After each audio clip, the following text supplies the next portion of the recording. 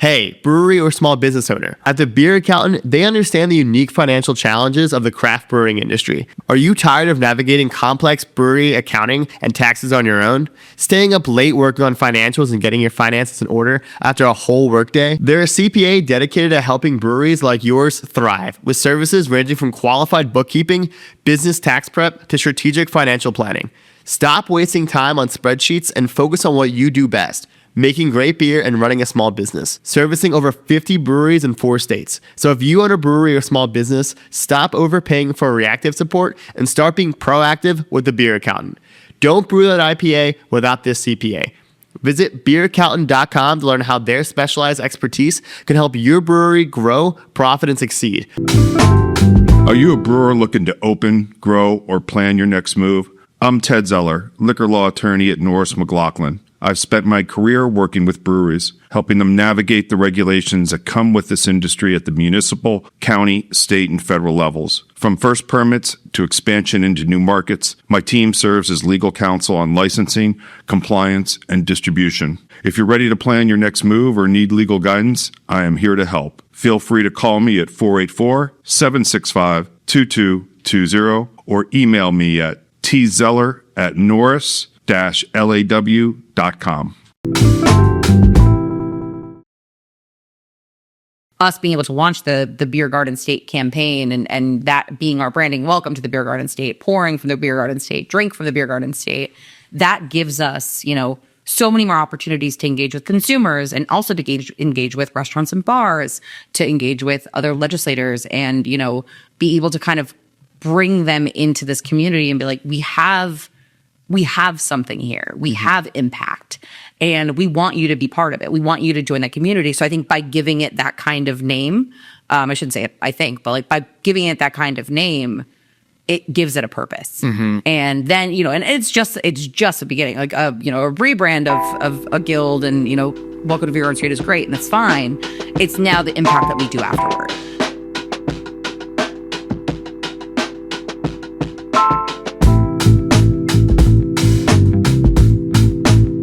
Welcome back to the BrewedAt podcast. I'm your host, Richie Tevlin, joined as always by Evan Blum. Hello. Go Sixers. Go Sixers. Hopefully when this episode comes out, you guys are all hungover from the parade. But yeah, you know what? You're right. It's going to be a long time. Might be next season.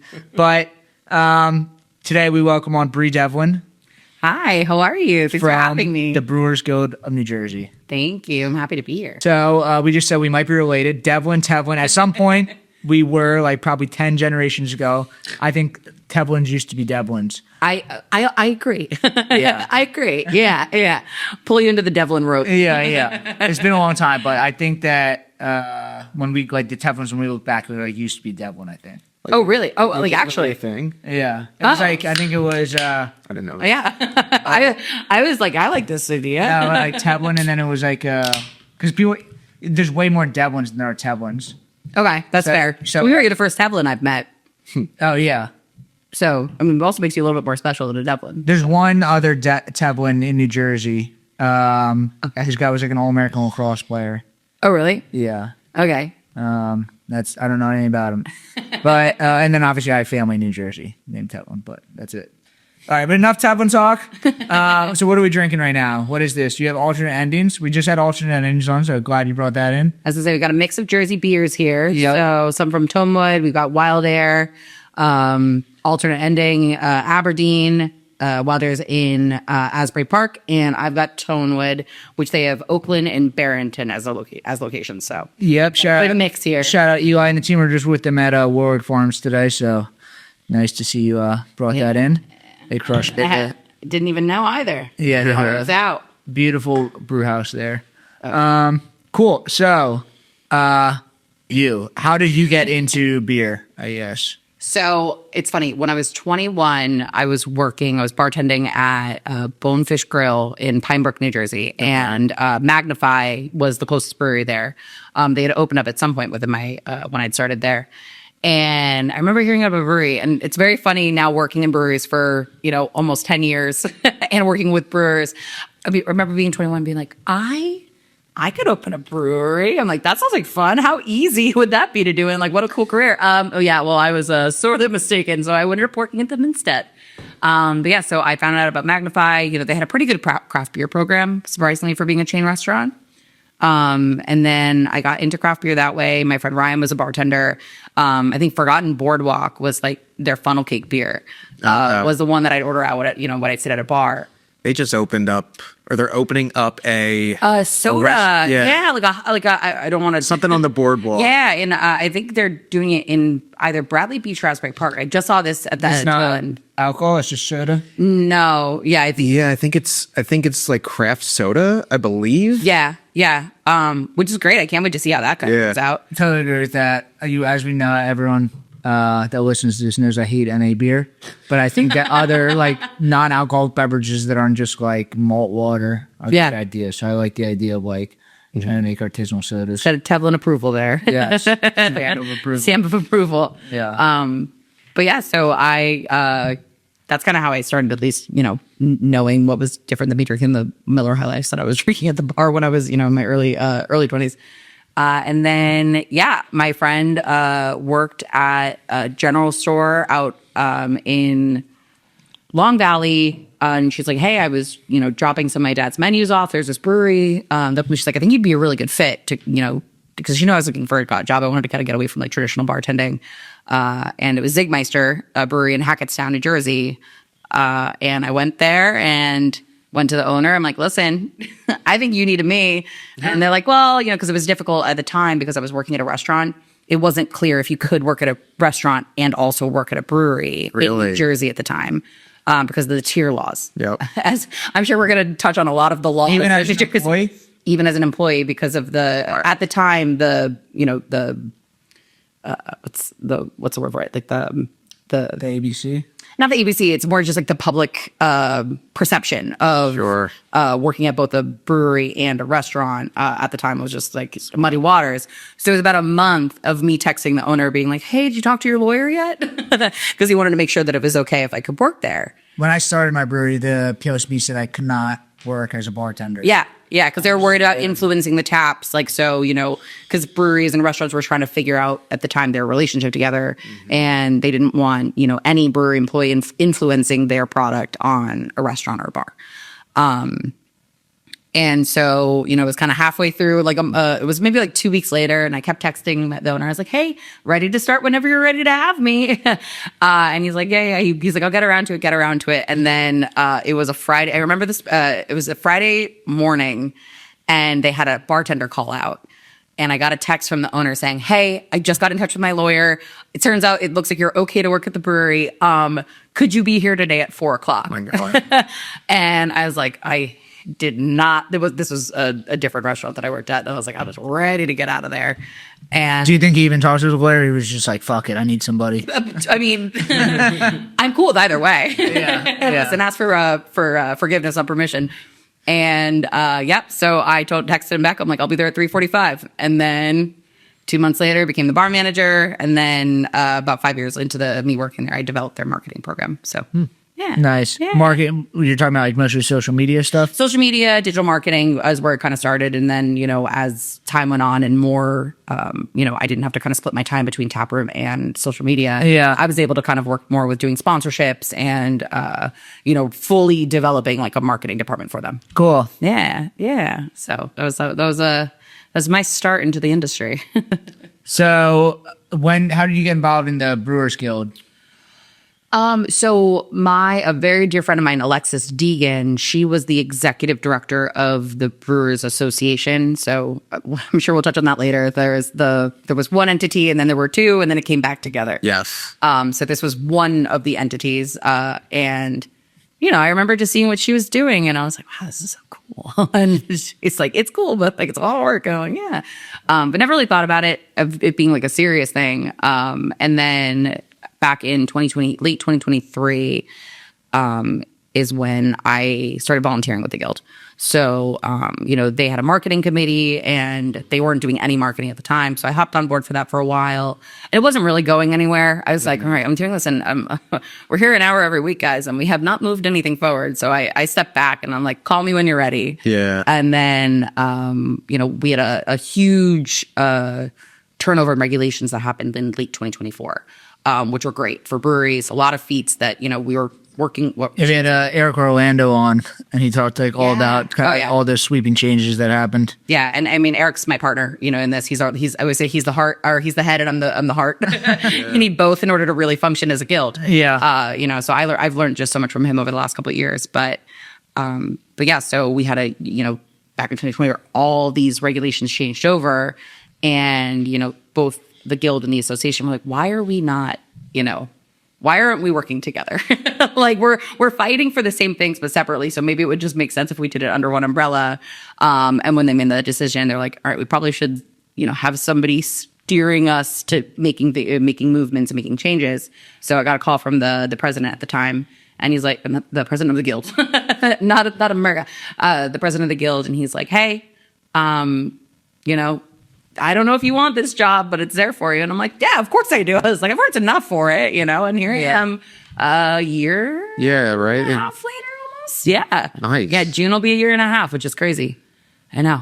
Yeah, with like one guild, you guys are probably able to make way more of a difference. Yeah, well, it's also one of the biggest parts of this industry, and I think it's a huge labor of love that everyone can feel.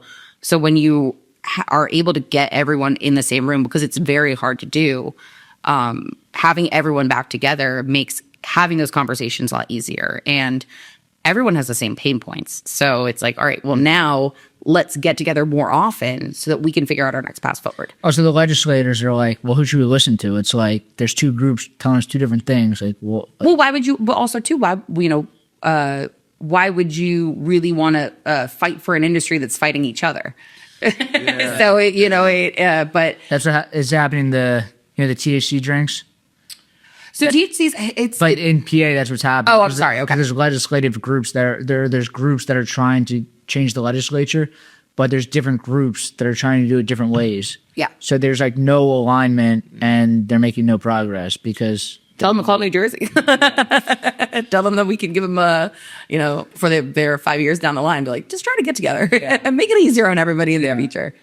But yeah, no, and the THC argument, it just feels like every day, because on a federal level, it's one thing, and then try to figure it out state by state, We're kind of just, for right now, we're folding off on commenting. Yeah, it's the Brewers Times meeting is like the same way, I think what everyone agrees is like, all right, it is going to be legal. It makes the most sense for the alcohol brands to be in charge of it, but they're not going to stick their neck out and get roped in with this nonsense that can't even figure itself out. Exactly. There's no decision on it. Like, it is imposing on the alcohol producers. So why would the alcohol producers try to then fight for it? They have to get it in there, and then the alcohol can just kind of adopt it. But right, and we kind of we take the stance of wherever it ends up. If it becomes legal and what liquor stores, bars are able to carry, breweries should just have a good shot at being able to participate in it too. Mm-hmm. Yeah. So yeah, I know. That's a fight I feel like I'm always watching unfold every day. I'm like, oh, what's going to happen now? What's going to happen by the end of the year? So yeah. So what is kind of your day to day as an executive director? I mean, you said you're kind of the heart of it. So are you not involved as much in the legislature stuff? You're kind of planning, getting everybody together, actually creating the guild itself? So in terms of the day-to-day of the legislative stuff, no, I'm not. I'm more involved in knowing what's going on. Okay. So I'm involved, as different bills are proposed that might affect the guild. Mm-hmm. I'm getting emails daily, sometimes multiple times a day. They're like, hey, we should at least, keep an eye on this. Is that guild members are doing that, or is that Eric? It's mainly Eric in his office. Okay. Yeah, because they've got a good team that their responsibility is keeping their eye on it. Yeah, and letting us know what we need to be aware of. Eric's. I could say a million good things about Eric because he's just such a wonderful person to know. I'm like, you're handling everything, and I trust you to do so. And then after once it comes to me and our board. Then we also move it to the legislative committee. So then there's, decisions by brewery owners, sometimes even brewery that are sitting on the committees, brewery workers that are like, hey, I want to have, let you know how we feel about this so that when language is put forward, it's representative of as many people as possible. So, yeah. Nice. So what, I don't know. I know that you don't want to talk about it, but the difference between the two groups and like why they came together. Like, so at the time, was there one specific issue or was it like just personal infighting politics? I wasn't. So the one thing I always say when I talk about this is I wasn't, we're talking, I was probably 22 a year or two into my so I'm like, why are you guys fighting? But now that I've been in the industry for, almost 10 years, I understand. I have a much Also different, can understand. I have a much different, point of view on the whole thing. No, I mean, it's hard, right? Because especially in New Jersey, beer is such a young industry. 2015, 2016 is when that big boom of breweries were able to operate and pour in their tap rooms. Mm-hmm. So, as opposed to before, they were able to fill a growler, maybe offer a sample or two, but outside of that, they weren't able to serve a pint of beer to their customer. So, a lot of that kind of predates me. So you have like this huge boom in 2015 to like 2017 where I, can't remember the number exactly, but I want to say somewhere between like 60 to 80 breweries where they're opening or starting to make plans to open. So, you had a lot of people, like the larger breweries that had kind of where they thought the industry in our state was going. And then a lot of the new, I don't want to call them new players, but like a bunch of new players that came in and everyone's trying to figure out where they sit with the regulations. And obviously when you're a little bit more established, you have a bigger production system, your interests may be different than others. And I think that at the end of the day, in my opinion, the guild's responsibility or the association or whatever the entity is should represent all of you, And I think that it's just until you have almost like a neutral person that's like, hey, all of these things are important.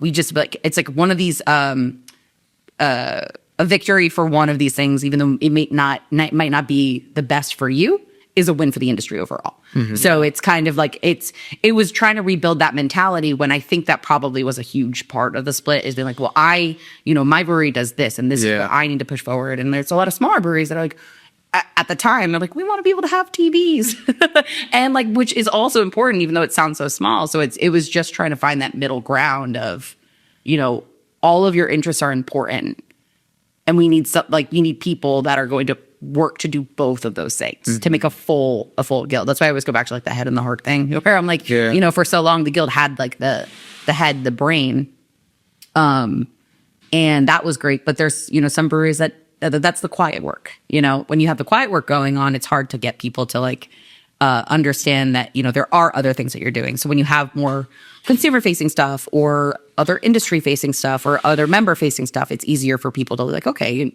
we see what you're doing. So it kind of lets like the wheel in the background kind of keep turning. Yeah. It's just like the prisoner's dilemma. It's like if everyone's just looking out for themselves, then it's hard to operate. The whole point of the guild is that you come together. Yeah. I mean, we're a nonprofit. You know what I mean? Our job is to, support the breweries in whatever way that we can. Yep. Yeah. And I know the answer to this, but like, can you explain to the listeners, like, what are some of the things that you guys are doing or like starting up? I know the conference in Jersey, like that's one source of education, but then like you have a bunch of other events that you are constantly putting on. Yeah. So I, again, like I had said, but it started in January 2025 as the executive director. I'm also part-time. That's one thing that I always let people know. I'm very part-time.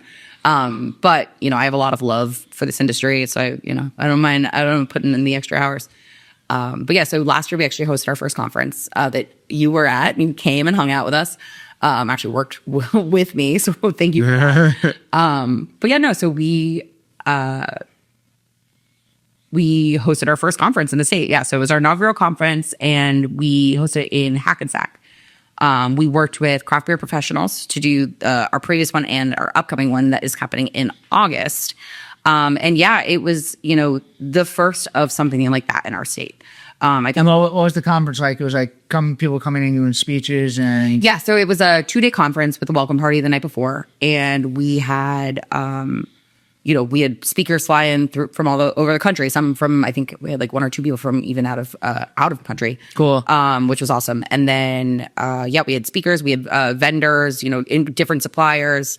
But that was, I think, the biggest takeaway from the conference after hearing people's feedback, because it's our first time doing it. You know? We want to make sure that this is something that's going to benefit breweries in every way. And, the feedback what we got after the conference ended was overwhelming. Like, everyone had a great time, which I, I'm a host by nature. So I feel like I'm like, is everyone having fun? But yeah, so, hearing that feedback and people being like, it's just nice for all of us to be in the same room. And I'm like, that, all of the other stuff at the end of the day, it wasn't about if it made the guild money or if it, obviously getting traction in the industry is important, but like getting everyone in the same room for me as somebody who's been a peer for so long, that was the biggest takeaway. Is like, that's what people wanted.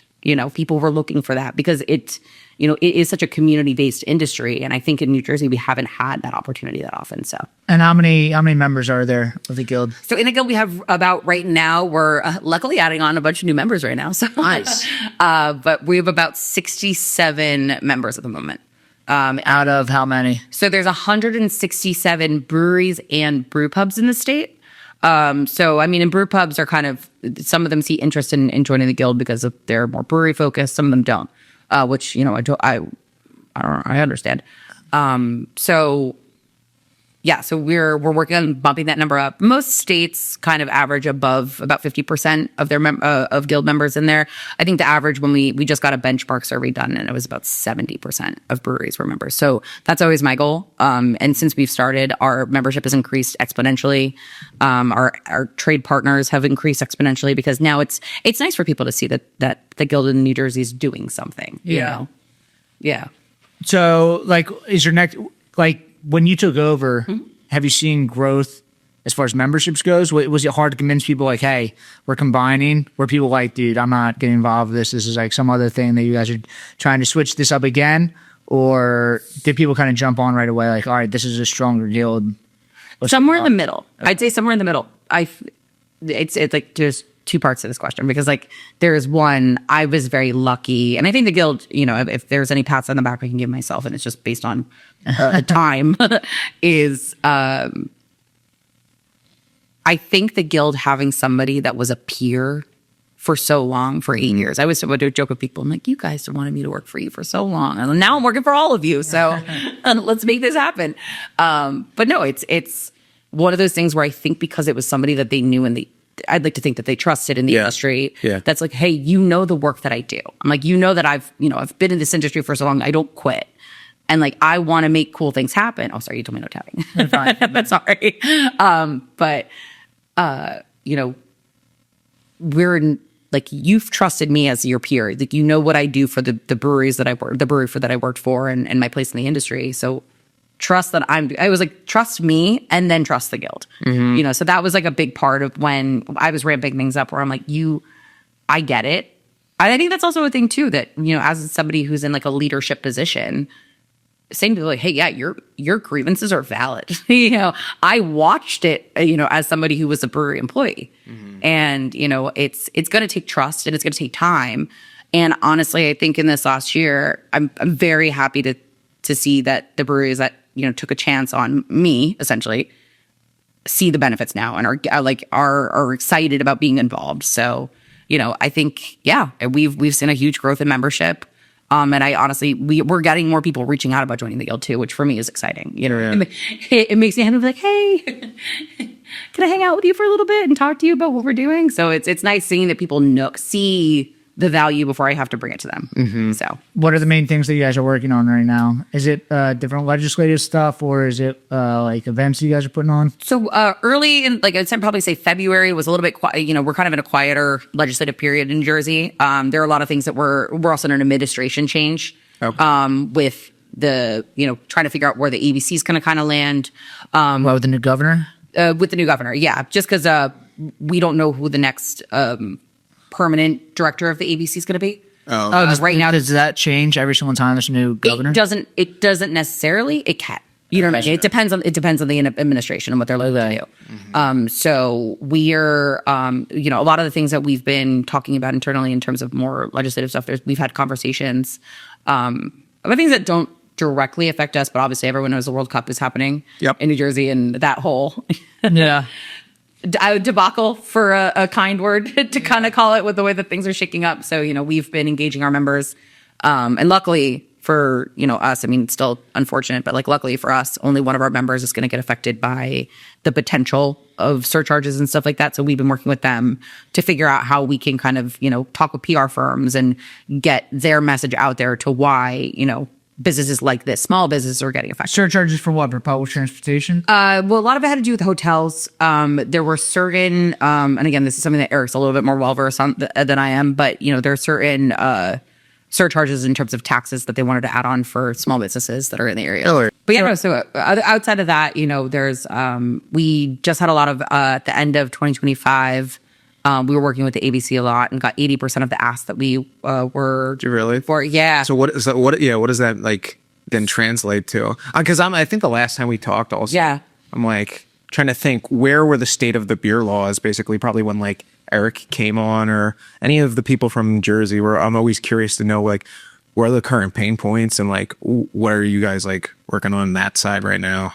I mean, a lot of the pain points do come back to, and why we're doing so much promotion of the industry itself, is figuring out our place when we want to be talking with restaurants and want to be working with, and how we can show restaurants that we're of benefit. You know what I mean? Breweries are a benefit to restaurants and bars, which New Jersey at this time doesn't have that mentality, I'd say. Mostly, I shouldn't say. There's so many, restaurants and bars in the state that see the value of craft beer and want to promote it, and you look at states like Pennsylvania and New York, and obviously you guys have your own, I'm sure you have your own pain points, but, it's saying okay, we're looking at to see what they do. How can we all sit down at a table?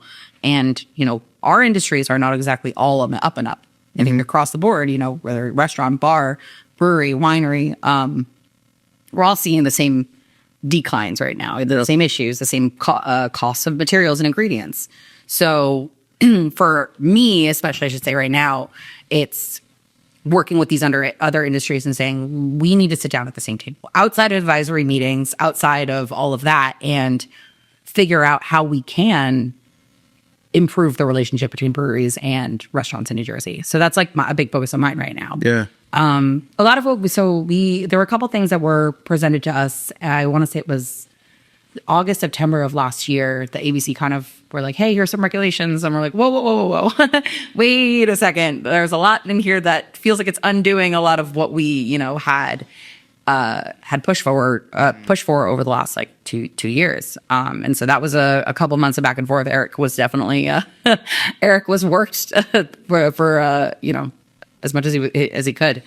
But yeah, so there's a lot of different avenues too, right? Because there's contracting stuff, which is a lot of the behind the scenes that only some breweries can, really benefit for. So that's, if a brewery doesn't necessarily have a tap room but want to sell distribution, they can partner with breweries in our state to essentially contract brew on their system and get product out there that's safe, clean, reputable, whatever. So there were a lot to do there. Some taproom, a lot of taproom stuff. It's the silly things, right? Us being able to define What a live event is. A live event. Luckily, that's something that we didn't have to fight as much this time. That was a huge thing in 2024. Okay. This time around, a lot of it was, one of the things, again, I always bring up the very small thing because you're like, why are you complaining about that? And I'm like, well, but if you see how small it gets, then you understand how regulated breweries in our state are. Yeah. So, for instance, having this beer here, if I wanted, it was like, hey, get me a lime with it, that would be considered an adulterated beverage. So, adding a lime to this beer, you'd no longer be able to serve this beer at a brewery because it would be an adulterated beverage because you added a slice of lime to it. So, and for us, the biggest thing that we were looking for was clarity. Mm-hmm. Is as long as if you tell us all of the regulations that we have and we can read them as clear as day and not have to be up to our interpretation. Yeah. that would make my job so much easier too, because I'm sometimes scared if a brewery will ask me something and they're like, can we do this or can we not? And in a lot of the ways that I'll read it, I'll be like, yes. There might be one person that might read that same rule or regulation and be like, no. But so we just want to, it's black and white, it's black and white for our breweries to be able to operate, and then they can figure out how they could thrive in their own tap rooms. It sounds like the tactic of like the restaurant association when all these things got rolled out was put as many landmines in as possible so that you guys have to literally fight for this when like does alignment and beer actually matter, but you have to spend time doing this instead of like trying to like get food in the tap room. Yeah, and the food in the taproom thing that's going to be, I could see that one being a few years. That's the biggest. Biggest thing? The food in the taproom. No, that turns your tap room into a restaurant, which is the whole thing, right? Right, and that goes more into the licensing of stuff. I think a lot of our breweries would say that it's probably like a huge priority. Some of ours wouldn't. There's so many opinions just kind of. The way that New Jersey already does just our licensing for like bars and restaurants, and then the limited brewery licenses, and then brew pub licenses, that we are just such a regulated state in all of these different avenues that it's again like what I said before. It's going back to these restaurants and bars. So like, well, I bought this $1 million liquor license, and you're opening a production brewery for what feels like pennies to them at that. And it's trying to navigate the conversation in a way where we put trust in them to put trust in us. To like, that's not like, this should be symbiotic. We should be able to work together. So, that's a huge priority of mine. I've actually been I've been with Devin Perry, who's she pretty much the me of the Wine Growers Association, but she's been doing it much longer than I have. And she's wonderful. And her and I have been having a lot of conversations, and her and I come from the same mind of, we're not having the conversations at the same table, and we need to be. Otherwise, we're just going to keep fighting with each other. Would you guys ever combine guilds like that? Like, is there a distillery or a cidery? So combine? No. Yeah. Combine. Well, I shouldn't say hard no. That's something that hasn't been talked about, I should say. Yeah. So there's no representation right now for cideries and meaderies in the state. Yeah. There's not many, right? That doesn't, so there's a conversation that we're having there where it's like, okay, how can we engage cideries and meaderies that do follow closely under what we represent, versus like wine. So wine is a completely different set of rules than what we can do. Like wineries are able to have satellite tap rooms. So, there might be a winery that has where they grow their grapes and produce, but then they're able to open 12 satellite tap rooms throughout the state where they, and some of them will have actual tasting rooms. Some of them will, license out a BYOB, and they are the wine that you can buy at the BYOB. So that's why when you go to some BYOBs in New Jersey, and they have wine for you to buy, that's because that winery, even if they're not located in the state, which is a little tricky thing there, they are a reseller of that winery's wine. Are wineries allowed to sell food? No, they could sell. Sorry, what I was saying. No, they're able to sell like de minimis snacks like we are. So cheese boards, but they have to be like prepackaged. It's very rare that you'll go to a winery and you can just go up and they'll make you something. Are there ways around it? Like, are breweries doing stuff where they get like basically like I'm sure there's a company that could just make like prepackaged adult like airport meals that are high quality. So right? It's funny that you bring this up, because right now, and I'm not going to give you a definitive answer, because right now what we're trying to do, we've been approached by alternative food vendor company without making it sound too weird, but maybe that'll be some good clickbait there. Protein bug bars or something. Yeah. Was it calcium bars? But no, that we're trying to get clarification that could open up the conversation about things like that, because it's kind of a gray area. But so ideally, once we hear back about this one vendor that I can't elaborate more, because I honestly don't know if I should. But yeah, so it's we're hopefully gonna have a better idea of where that lands. Yeah. This year, because it's hard to say. You know, it's all up to interpretation. So I mean, I think that's how a lot of things then become law, is people like kind of skirt around the law, and then legislatures either start doing them themselves or see other people doing it and like realize it's not that bad. Like the whole weed drink stick started like that, where it was like the fall bill, they accidentally legalized marijuana, and then everyone realized like, oh wait, but this is the same thing. You guys just skirted around as well, so let's just make it legal. yeah. Listen, I'm like, let's make everyone's life a little bit easier right now. We're all just trying to get by. And screw the legislature. Let's just break the law. No comment. Speaking, Yeah. not from me, from the New Jersey brewer perspective, but But yeah, no, it's it just feels like everything, you know. I will say the one thing I do want to like leave that this specific part of the talk is I'm optimistic. Yeah. The conversations that we're having now feel more progressive, you know, in terms of us working with the ABC. also you guys are getting more changes happening faster and faster. Oh, and it's also just can build off willing that. to have conversations with us too. I think that's been a huge thing. I mean, a big thing for us has been permitting, you know, with breweries and when they want to, you know, have a beer garden elsewhere or extend their premises. And, you know, the ABC has expressed interest in being like, listen, we want, you know, to at least try to make this easier for you and your brewery. So can we form a committee where it's, you know, people that do these events a lot to figure out what is best for them? Which I think is great. Any conversation, I love to chat this girl, and I think conversations are important, especially for this industry. What do you guys have any regulations that are tighter as far as like beer festivals or anything? Because I know the AC Beer Festivals has been like one of the biggest in the area for many years, and you guys do the one on the Battleship. Yeah.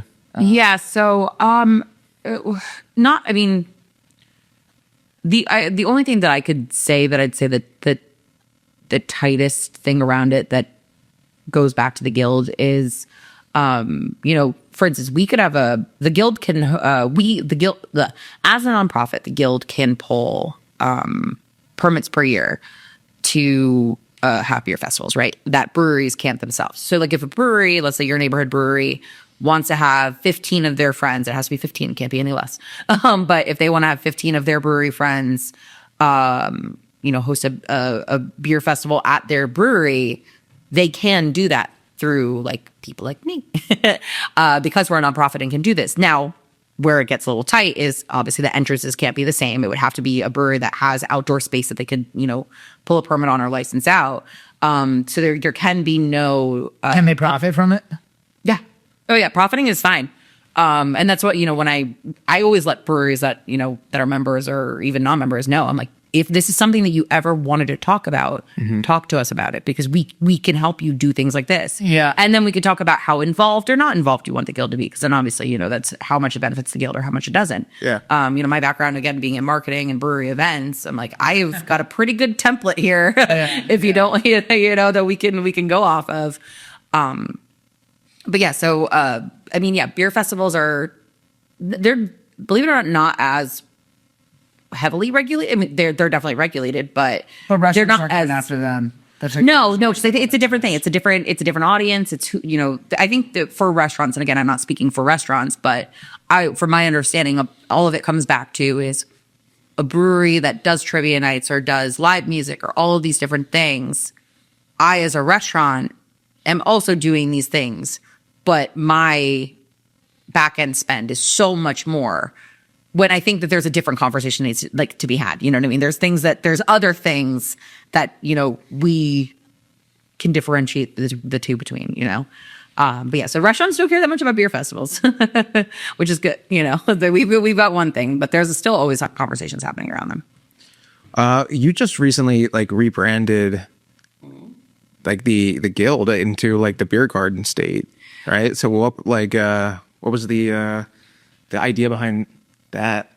The garden state, I'm assuming. Yeah, Like it started with Garden State. yeah. Yeah. So this is a passion project of mine for the last 6 months, and we're still the guild. We're still the Brewers Guild of New Jersey. It's just our promotional campaign for beer in the state, and that's not just members. Like I said, this is a campaign for beer all across the state. You know, I mean, obviously, I want as many members to join as possible because what we can do together is so much greater than we can if we're apart. But you know.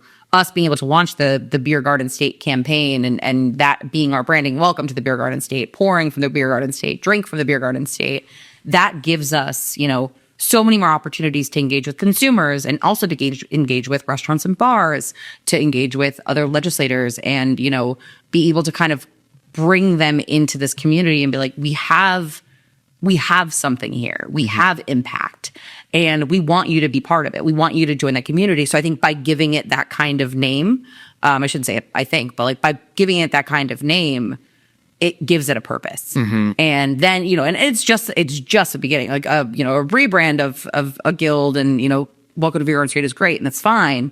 It's now the impact that we do afterward. And how we engage all these different industries and how we talk to consumers and how we have a lot on the horizon. But this is our first step.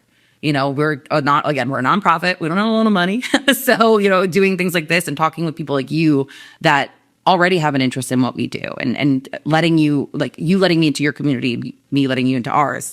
It's, we're really operating word of mouth here right now. Yeah. And then we can grow. There's cooperative marketing grants that we're going for. There's, just different even sponsorship opportunities that we're looking into to see how we can get this out there and have the biggest impact. Yeah. What's the do you guys have Visit New Jersey or anything like that? Yeah, so that's the next phase of our. We've been having conversations with destination marketing organizations, CMOs like the Visit New Jersey, Visit South Jersey, even countywide. So the way that I have our membership spread up is each brewery I have with their closest or direct marketing organization, so that when we do need to, as we roll things out in the future, especially as it gets a little bit more localized, we're able to engage with them and make them part of it and get their, their backing and their support, because ultimately it'll all come back into the state of New Jersey and the money that we're all trying to make, for this specific type of industry. Yeah. And how do you guys raise money? Is that member funds or is that so a lot of it is membership dues right now. Okay. We actually have this year the most consumer facing fundraising that we've been doing. I'm actually the most excited. It's New Jersey's first time doing it. June 4th is New Jersey Pint Day. Cool. And so there are over 30, I think it's 34 breweries across the state that will have our limited edition pint glasses. And we had a local designer who actually designs Twin Elephant Brewing Company in Chatham's labels. Cool. He did our first glass for our inaugural year, a word that I'm not good at saying. And this year the theme was Cultivate the Garden State. So, leaning into what we already knew that we were going to do with the Garden State branding. The glass is awesome. I should have brought one now, hindsight, but, it's got, the state bird, it's got all of the produce that we brew in the state, hops, it's a gorgeous glass. I'm very happy about it. So the cool thing about that glass is, the breweries themselves don't have to donate directly to the guild. They're able to, all the profits that they make from the glass, they get to keep. Oh, wow. Yeah. So, we worked with Belter, Beverages of the Glassware Company. Yeah. They approached, this is something that they started out in Colorado with the Colorado Brewers Guild. And Belter donates $1 from every glass that's ordered directly to the guild. So it's a nice way that obviously it's a fundraiser for the guild based on the amount of glasses that were sold, but also it's a good way for breweries to, get people in on a Thursday night where maybe they wouldn't see that and see, a bump in sales. And it's a way for them to, make some money off this glass too. So I'm really excited. Visit Bucks County does the sweatshirts and the t-shirts? Yeah, for the Ale Trail. Actually, Yeah. Yeah, at every single beer fest, there's always somebody wearing one Oh, of yeah. those. Yeah. Oh, well, and like I said, we're just getting started. Right now, we're, a very small team. It's me and, running the membership promotional side of things. And then it's Eric, but Eric's, his job is solely just legislative. Do you do the social media? I do now. Yes. I took that over about 3 weeks ago. Something. Oh, wow. Yeah, a month ago. Yeah. Yeah. So I've been doing that for the last month. My background's in social media marketing, so it kind of just made sense. But yeah, so with the rebrand, it kind of transitioned me into taking all that over. Mm-hmm. Yeah. Very cool. Yeah.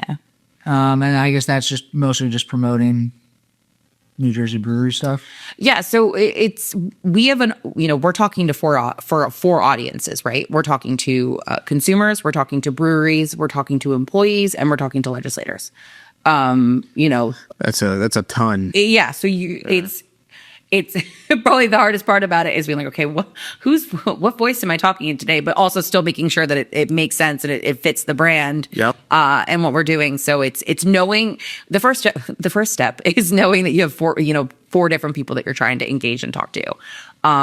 Because we're still so new and developing, we're really now being able to gauge our analytics with everything. Like, who is seeing our content the most? Like, who's engaging with our content most? But, Shawnee, who's the executive director in Colorado, when they had done their first audit, the one thing that she realized, most of the people that were engaging with their content were brewers themselves, not owners, but specifically head brewers and brewers. So, she was able to kind of tailor their content to that. So, I'm, now that we're kind of really in the beginning stages of it, I'm interested to see who is the most interested in our content. But I think right now we're engaging a lot more with consumers than we ever have, which I think is important. Mm-hmm. It's interesting. I don't know if there's just way more brewers and head brewers than owners, or I think owners don't have time. I mean, not that brewers or head brewers have time either. I just think that I think owners are spend their entire day and night worrying about the brewery as it is. And they're like, I think I could probably take a break from reading about more beer on my phone. But I always use myself as a good example. Like, I wasn't an owner of a brewery, and I took interest in the guilds, pretty early on.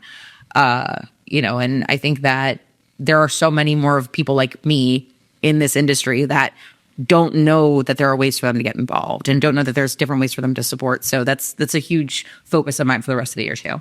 Yeah, I think also as an employee, when you go to a conference where they are talking about the business side of it, and profits and everything, and these restrictions, it gives you a different perspective of the owners of this is why we're doing some stuff. Yeah, no, 100%. Yeah. It's a labor, like I said, it's a labor of love. I think everyone wants to get rich off of it one day, but it's the passion that keeps you going. So, yeah. I always say I hate that I love this industry so much. I really do, but I do. I show up. So, how is your CBC being back? So, for the listeners, Brie is from Jersey. We're in Jersey. Actually. So I'm in Hackettstown, New Jersey. So I'm about. Oh wow. Yeah. So I'm about 2 hours from here. Yeah. So it's Northwest Jersey, and then. So you're rooting for the Knicks? No. No. It depends who's in front of me. That's what I'll root for. I'm a good saleswoman. Nice. But yeah, you've had a lot of Philly in the past 2 weeks because of CBC, and this is. Oh yeah. After. But so what did you guys do for CBC? Did the guild do something? I thought I saw some sort of bus tour you guys were doing. Yeah.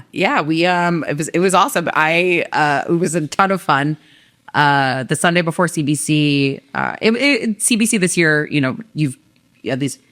been to CBC outside? I know.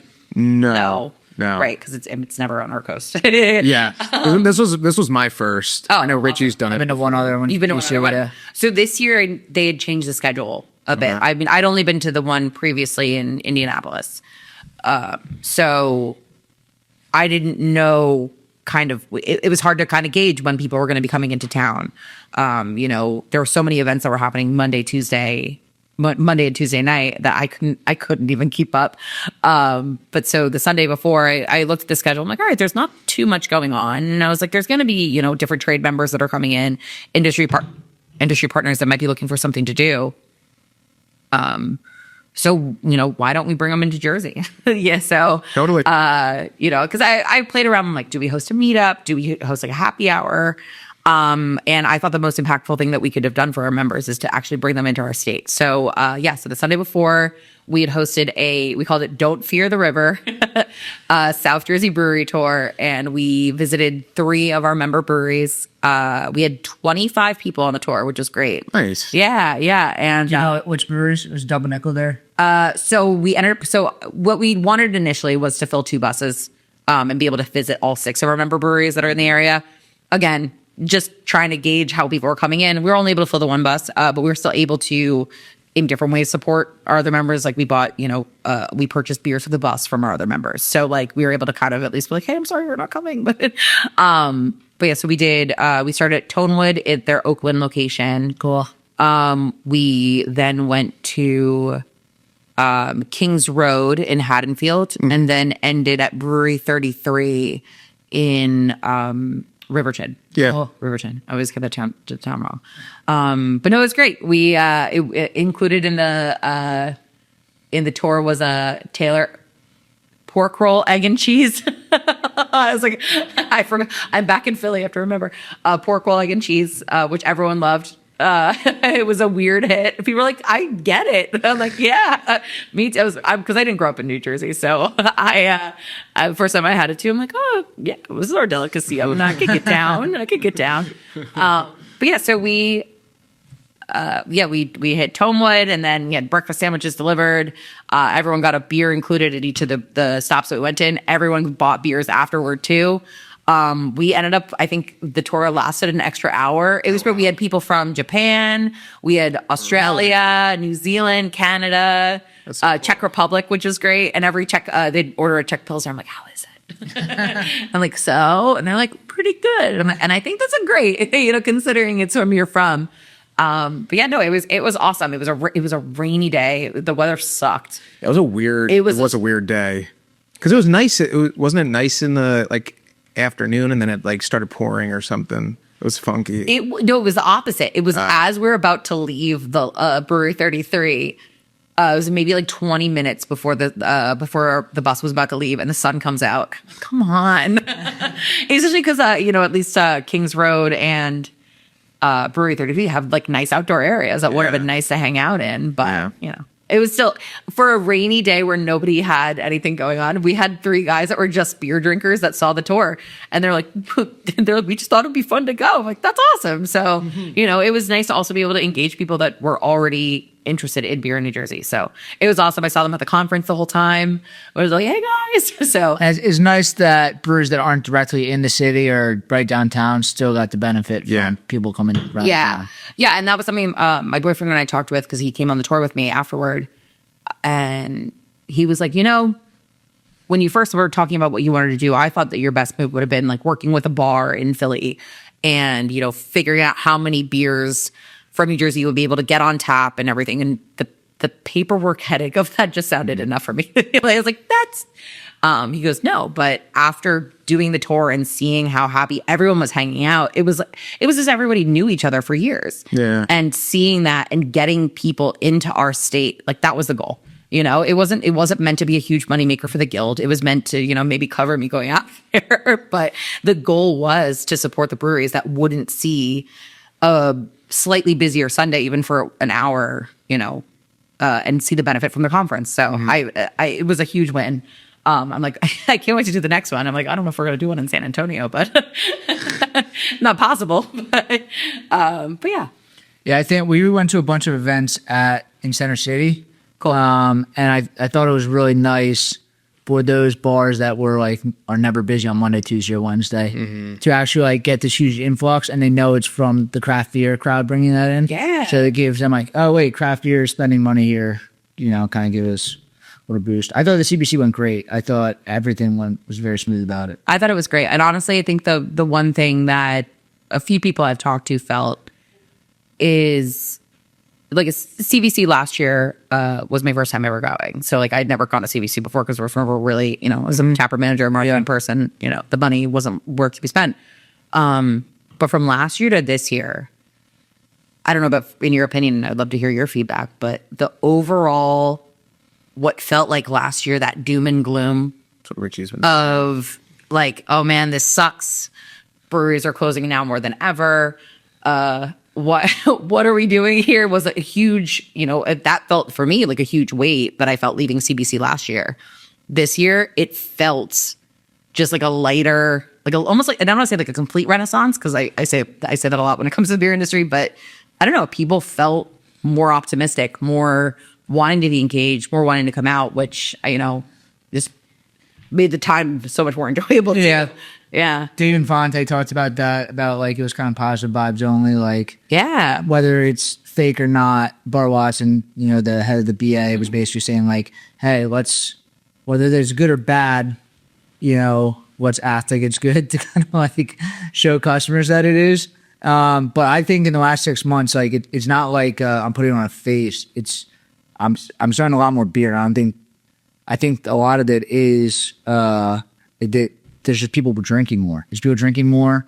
There's people getting back into craft beer. I think craft beer is like turning a page, kind of going into the summer. I think craft beer now is in a good spot compared to where it was the last 2 years. Oh, I mean, even just, the data that we have is, just based on like our membership, right? Yeah. Last year with the amount of breweries that closed, I mean, just in the state, outside of, in throughout the whole country, it felt like, oh man, this is feeling a little overwhelming. And in the last 2 months, the big news for breweries weren't this brewery's closing. I mean, 21st Amendment closed, but it got bought. Stones, the big news is like these breweries are selling and they're getting bought. And it's not for $1 billion like Ballast Point was, but it's still, people are buying breweries. There's now a market for brands again, which means that, people are willing to spend money on alcohol brands. Yeah, and I think Which is good for us. a big conversation. So most of my time when I'm at CBC is, being on the trade floor because we're trying to, engage with new industry partners. And Sure. Like, hey, listen, here's what we're doing. Hey, New Jersey's showing up finally.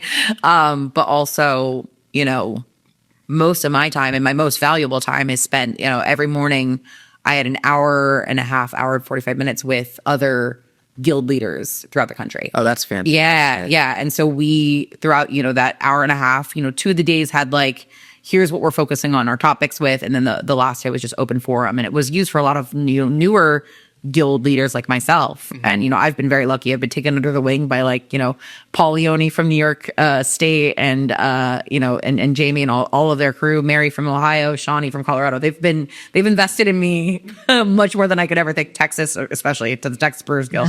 But, the one thing that we kept, going back to is it's not that the beer industry is dying. It's not.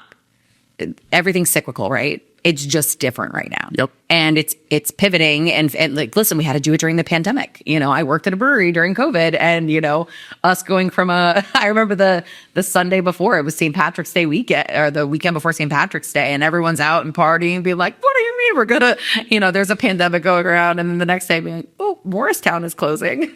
We're probably next, guys. So then you have to pivot, you're selling to go beer out of a garage because that's all you can do. But yeah, so it's, Yeah, and everyone made a shitload of money then. So, oh, are you kidding? Look, And it's one of those things where I tell the story depending on who I'm talking to in two different ways. But no, the way that I feel the most about it is I was a taproom manager at the time, 2020. And, my entire life was spent in the hospitality industry, which, what a pain to be really good at.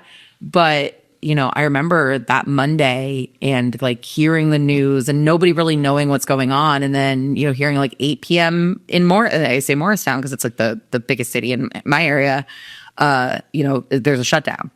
And us being like, oh my God, this is actually real. I think everyone, it's like, where were you when, we experienced 9/11? Where were you when you found out that the world was closing? Mm-hmm. And, but I remember that next day that we were able to be open, and it like still makes me get teary eyed sometimes, is that that next day we were able to be open and sell just to go beer. People weren't even allowed to come in the brewery. And by the time that we were open, there was a line of people around the block. Wow. Just waiting because they just wanted to keep you open. And like, that's what the beer community is. And that's what I always come back to. And, it's my favorite industry to be in because the community is, especially in New Jersey, even Philly is, we're a little bit of can I curse? Yeah. Okay. But like, we're assholes to each other, like it's always talking shit. We can't agree on what a sandwich is called in our state, but at the end of the day, those are the people that are going to pick you up from the airport. Those are the people that are going to show up when you're like, you don't know what your business is going to look like in a month. And I mean, listen, the tips that I made too that first day, I'll never forget. But no, I mean, I think about, in what felt like the most impossible scenario, to that next day, just look at the community of people that each brewery has built. And every brewery has their own individual communities, but it comes back to like the industry in the state, the industry in the country. It's an industry that shows up for each other. And I think we're remembering that now. And I think our community's finally coming back together, in a time that feels almost impossible again. Yeah. So, that's my, it's my sweet story. But yeah. Awesome. So how can we support Brewers Guild? Where do we find you guys? Yeah, so you can find us on Instagram, Facebook, LinkedIn, TikTok, kind of. There you go. That's the next thing. Yeah, TikTok here, and then get there. At Brewers Guild NJ. And then, head to our website, brewersguildnj.com. We just launched new merch. So if you like, or at least like hearing about Welcome to the Beer Garden State and think it sounds kind of cool, all of the profits from the guild go directly into what we're doing to support breweries. So, we're a nonprofit. We're a smaller nonprofit, but we're going to be doing a lot of big things in the next couple of years, next couple of months. So Awesome. Any events? Are you guys still doing the Battleship? So we're the Battleship is going to come back in a different iteration. We're, like I said, I think we're in a time in the industry where we're really looking about what beer festivals do well and what consumers want to see from it. So, it's a little bit more thoughtful beer festivals. It's a little bit more a niche, or, that we're trying to pivot towards. So we're still working with them. I actually have a call with them next week. It's going to look a little different this year. Mm-hmm. But yeah, we've got a couple of events on the horizon that are, unfortunately, I was hoping to have a little bit more figured out by now, but next time I'm on, maybe we'll be able to talk a little bit more about it. But awesome. Thank you for coming on. thanks for having me. Of course, then you can find us at BrewedAt, at the BrewedAt podcast. Subscribe on YouTube. Reply. 5-star, please. Thank you. Yeah. Yeah. Awesome. Thank you. We'll see you guys next week.